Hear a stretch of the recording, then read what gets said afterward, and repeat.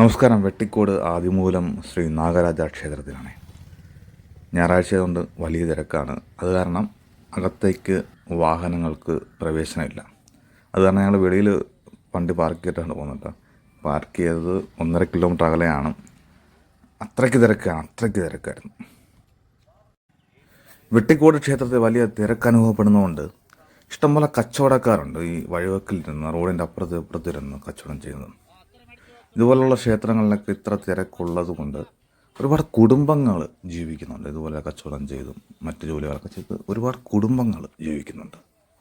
വിശ്വാസത്തിനപ്പുറം ഇതുപോലുള്ള കാഴ്ചകളും നമുക്ക് കണ്ണിന് ആനന്ദം പകരുന്നു തന്നെയാണ്. ഇതിലിങ്ങനെ നടന്നു പോയപ്പോഴാണ് വർഷങ്ങൾക്ക് മുമ്പ് അമ്മയോടൊക്കെ വരുന്ന ഓർമ്മ നമ്മുടെ മനസ്സിലേക്ക് തിരികെ വരുന്നത്. അന്ന് നമ്മൾ കുട്ടിയായിരുന്ന സമയത്ത് ഇതുപോലെ നടന്നു പോകുമ്പോൾ ഈ വഴിവെക്കിൽ കാണുന്ന കളിപ്പാട്ടം കടയിലോട്ടൊക്കെ ഓടിക്കയറുന്ന ഓർമ്മ ഇപ്പോഴിങ്ങനെ മനസ്സിൽ തങ്ങി നിൽപ്പുണ്ട്. കശ്യപ പ്രജാപതിയുടെയും ഭാര്യ കദ്രുവിൻ്റെയും മകനായി ജനിച്ച 8 നാഗരാജാക്കന്മാരിൽ കേരള തീരത്ത് ഒരേ ഒരു ക്ഷേത്രം മാത്രമേ ഉള്ളൂ. അതിലേറ്റവും മൂത്തവനും പരമപരിശുദ്ധനുമായ അനന്തഭഗവാൻ തൻ്റെ തനതായ രൂപത്തിൽ ആരാധിക്കപ്പെടുന്നു. ആ പുണ്യസ്ഥലമാണ് വെട്ടിക്കോട് ശ്രീ നാഗരാജസ്വാമി ക്ഷേത്രം. ഇവിടെ നാഗാരാധനയുടെ പരമോന്നത പ്രാധാന്യത്തെക്കുറിച്ച് പരാമർശിക്കുന്ന ഒരു ഐതിഹ്യമുണ്ട്. വിഷ്ണുവിൻ്റെ അവതാരമായ ശ്രീ പരശുരാമൻ തൻ്റെ യുദ്ധ കോടാലി കടലിലെറിഞ്ഞ് കേരളം സൃഷ്ടിച്ചു ബ്രാഹ്മണരിൽ താമസമാക്കി. എന്നാൽ പാമ്പുകളുടെ ബാഹുല്യവും ലവണാംശവും നിറഞ്ഞ ഇവിടെ ആദ്യകാലത്ത് മനുഷ്യജീവിതം ദുസ്സഹമായി. ഈ ഗുരുതരമായ സാഹചര്യം കണ്ട് ദുഃഖിതനായ പരശുരാമൻ ശ്രീ പരമേശ്വരൻ്റെ സഹായം തേടി. ഭഗവാൻ അനന്തന് പ്രശ്നം പരിഹരിക്കാൻ കഴിയുമെന്ന് പറഞ്ഞു. അങ്ങനെ പരശുരാമൻ ഗദ്ധമാദന പർവ്വതത്തിൽ ചെന്ന് അനന്ത ഭഗവാനെ പ്രീതിപ്പെടുത്തുവാൻ തപസ് ചെയ്തു തൻ്റെ ദുഃഖം അറിയിച്ചു. പരമ കാരുണ്യവാനായ അനന്ത ഭഗവാൻ തൻ്റെ പരിചാരകനായ സർപ്പദൈവങ്ങളെ അയച്ച് അവരുടെ പുറന്തള്ളപ്പെട്ട വായു ജലത്തിൻ്റെ ലവണാംശം മാറ്റുകയും ഗുഹയെ നിയന്ത്രിക്കുകയും ചെയ്തു. ഇതിൻ്റെ സ്മരണയ്ക്കായി ശ്രീ പരശുരാമൻ അസുരശില്പിയായ മായയും അനന്തഭഗവാനെ ആവാഹിച്ച് വെട്ടിക്കോട് പ്രതിഷ്ഠിച്ചും നിർമ്മിച്ച ഒരു വിഗ്രഹമുണ്ടായിരുന്നു. ഇതിൽ അനുഗ്രഹീതനായ ശിവൻ പ്രത്യക്ഷപ്പെട്ട് ദക്ഷിണ സ്വീകരിക്കുകയും ബ്രഹ്മാവ് മുഹൂർത്തം നിശ്ചയിക്കുകയും ചെയ്തു. അങ്ങനെ വെട്ടിക്കോട് നാഗരാജാവ് ബ്രഹ്മാവ്, വിഷ്ണു, മഹേശ്വരൻ എന്നീ ത്രിമൂർത്തികളുടെ ഏകീകൃത ഊർജമായി.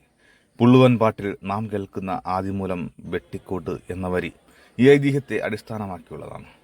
വെട്ടിക്കോട്ട് എന്ന പദത്തിൻ്റെ വിൽപ്പത്തി ശ്രീ പരശുരാമൻ മഴു കൊണ്ട് മണ്ണ് കൂട്ടിയിട്ട് അതിന്മേൽ നാഗരാജ പ്രതിഷ്ഠ നടത്തിയ ഐതിഹ്യത്തിലേക്കാണ് വിരൽ ചൂണ്ടുന്നത്.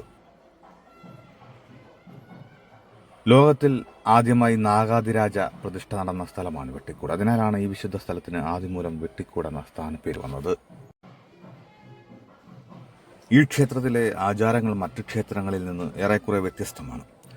എല്ലാ ദിവസവും അതിരാവിലെ അഭിഷേകം, നിവേദ്യ സമർപ്പണം, പൂജ എന്നിവ നടക്കും. ബ്രാഹ്മണ മുഹൂർത്തത്തിൽ തന്നെ പ്രഭാത പൂജകൾ പൂർത്തിയാക്കണമെന്ന് നിയമമുണ്ട്. തുടർന്ന് ഉച്ചയ്ക്ക് മുമ്പ് നടയടയ്ക്കുകയും ചെയ്യും. ഞായറാഴ്ചകളിൽ ദൂരസ്ഥലങ്ങളിൽ നിന്ന് ധാരാളം ഭക്തർ തങ്ങളുടെ പ്രാർത്ഥനകൾ അർപ്പിക്കുവാൻ എത്തുന്നു. അതിനാൽ അവരുടെ സൗകര്യാർത്ഥം ഉച്ചപൂജയുടെ സമയം നീട്ടുന്നു. അന്നേ ദിവസം ഉച്ചയ്ക്ക് മാത്രമേ ക്ഷേത്രം അടച്ചിടുകയുള്ളൂ. വൈകുന്നേരങ്ങളിൽ ആചാരപ്രകാരമുള്ള വിളക്ക് തെളിയിക്കൽ മാത്രമേ ഉള്ളൂ. പ്രത്യേകിച്ച് പൂജകളൊന്നുമില്ല. ആലപ്പുഴ ജില്ലയിൽ കായംകുളം പുനലൂർ റോഡിൽ കറ്റാനം എന്ന സ്ഥലത്തിൻ്റെ അടുത്താണ് വെട്ടിക്കോട് നാഗരാജ ക്ഷേത്രം സ്ഥിതി ചെയ്യുന്നത്. കന്നിമാസത്തിലെ വെട്ടിക്കോട് ആയില്യം വളരെ പ്രശസ്തമാണ്. ആയില്യം നാളുകൾ സർപ്പപൂജകൾക്കും മറ്റും ഏറെ വിശേഷമായി കരുതുന്ന സമയമാണ്. അതുകൊണ്ട് തന്നെ വെട്ടിക്കോട് ക്ഷേത്രത്തിലെ ഏറ്റവും പ്രധാനപ്പെട്ട ദിവസമാണ് കന്നിമാസത്തിലെ ആയില്യം നാൾ. അന്നാണ് ക്ഷേത്രത്തിലെ പ്രധാന ഉത്സവം നടക്കുന്നത്. അനന്തൻ്റെ ജനനവും പരശുരാമൻ ഇവിടെ പ്രതിഷ്ഠ നടത്തിയ ദിനവും കന്നിമാസത്തിലെ ആയില്യം നാളാണ്. അതുകൊണ്ട് തന്നെ ആ ദിവസങ്ങളിൽ പ്രത്യേക പൂജകളും മറ്റും ഇവിടെ നടക്കുന്നു. അതിൽ പങ്കെടുക്കുവാനായി കേരളത്തിൻ്റെ വിവിധ ഭാഗങ്ങളിൽ നിന്നും ആയിരക്കണക്കിന് ആളുകളാണ് എത്തിച്ചേരുന്നത്. അനന്തനെ പ്രതിഷ്ഠിച്ചിരിക്കുന്ന ശ്രീകോവിൽ കൂടാതെ തേവാരപ്പുരയും നിലവറയും ഇവിടുത്തെ പ്രധാന കേന്ദ്രങ്ങൾ തന്നെയാണ്. അതുകൊണ്ട് തന്നെ ഇവിടെ എത്തുന്ന വിശ്വാസികൾ നിലവറയും തേവാരപ്പുരയും സന്ദർശിച്ച ശേഷമേ മടങ്ങാറുള്ളൂ. കന്യമാസത്തിലെ ആയില്യം നാളിൽ സർവാഭരണ വിഭൂഷിതനായി എഴുന്നള്ളുന്ന നാഗരാജാവിനെ ദർശിച്ചാൽ പിന്നീട് ഒരു വർഷത്തേക്ക് നാഗങ്ങളിൽ നിന്നും വിഷഭയം ഉണ്ടാവില്ലെന്നൊരു വിശ്വാസവുമുണ്ട്. 6 ഏക്കർ സ്ഥലത്തായിട്ടാണ് ക്ഷേത്രവും കാവും സ്ഥിതി ചെയ്യുന്നത്. സർപ്പക്കാവിൽ നാഗരാജാവിനെയും നാഗയക്ഷിയുമാണ് പ്രതിഷ്ഠിച്ചിരിക്കുന്നത്. ധാരാളം പാമ്പുകളെയും ഇവിടെ കാണാം. ആലപ്പുഴ ജില്ലയിൽ കായംകുളം പുനലൂർ പാതയിൽ കറ്റാനം എന്ന സ്ഥലത്താണ് ക്ഷേത്രം സ്ഥിതി ചെയ്യുന്നത്. കായംകുളം ട്രാൻസ്പോർട്ട് ബസ് സ്റ്റാൻഡിൽ നിന്ന് 11 കിലോമീറ്ററാണ് ക്ഷേത്രത്തിലേക്കുള്ള ദൂരം. കായംകുളം റെയിൽവേ സ്റ്റേഷനാണ് തൊട്ടടുത്തുള്ള റെയിൽവേ സ്റ്റേഷൻ. 9.4 കിലോമീറ്ററാണ് ഇവിടെ നിന്നും ക്ഷേത്രത്തിലേക്കുള്ളത്.